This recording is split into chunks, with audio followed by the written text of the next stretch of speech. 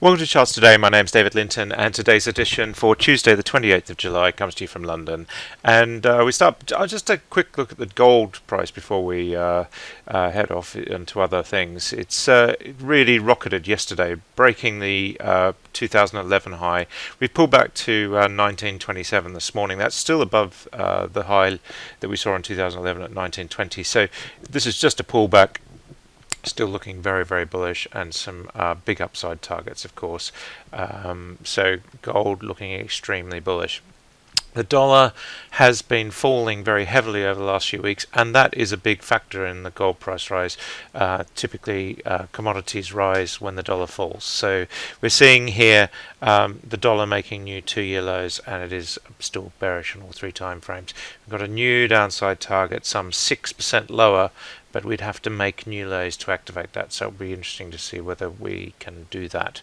The euro is therefore bullish against the dollar. We're sitting at 117.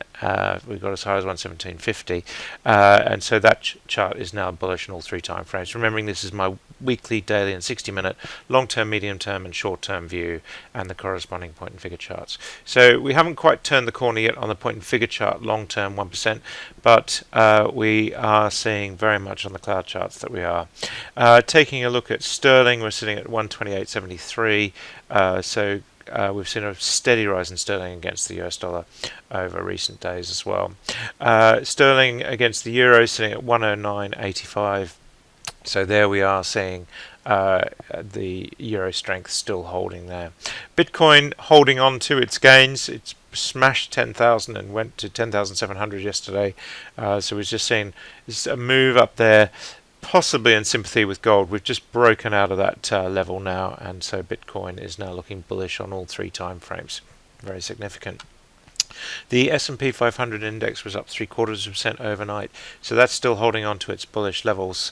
The Nasdaq index not quite yet into short-term bullish territory, but the trend here we see is still pretty good, very much holding on to that medium-term trend. So whilst we're in that, there's no reason to call anything differently there. The Dow is up 0.4%. And the futures today are flat. The S&P future barely changed. The Nasdaq E-mini also barely changed. Market volatility is edging up, though. The VIX volatility sitting at 25. So we are just seeing, we have been down the last few days, but we are just seeing that creeping higher. So we need to keep an eye on that as well.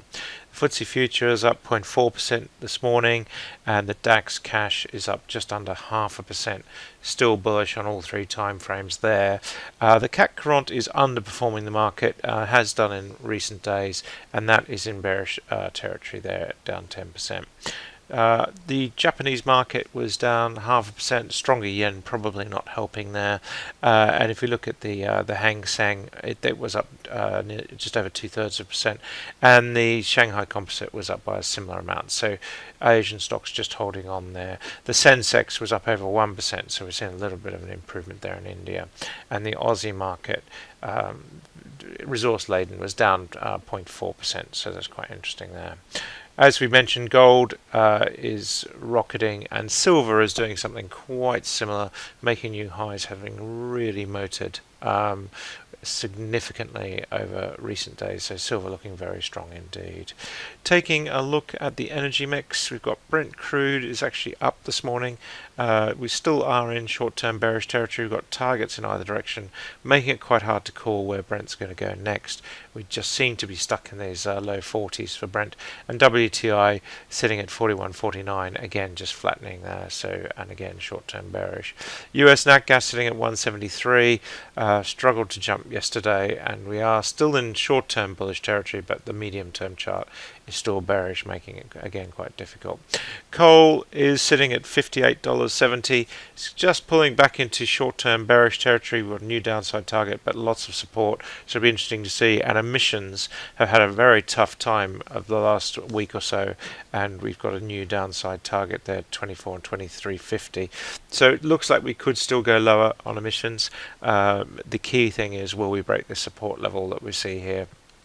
For the moment, we are quite close to it. So just watch the 1 minute charts there if you're trading emissions. That's going to be the key. MBP sitting at 1280. Still its recovery just there slowly, and TTF front month still below that €5 mark, so that's in bearish mode. Although we do have a couple of upside targets, neither of them have activated. We need to get above that €4.90 level to activate those. Winter gas looking a little bit better.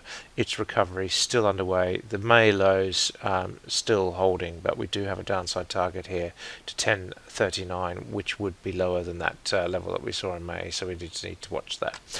The German power price for the Cal 21 sitting at 38.90. So whilst we're below this €40 mark, that is just a little bit of a psychological dip. We did have 38.60 as a downside target, but we've got a new upside target. The fact we haven't quite reached this target is in itself bullish. We've got a new upside target of 40, but we'd only activate that above 39.20, so we need to watch for that.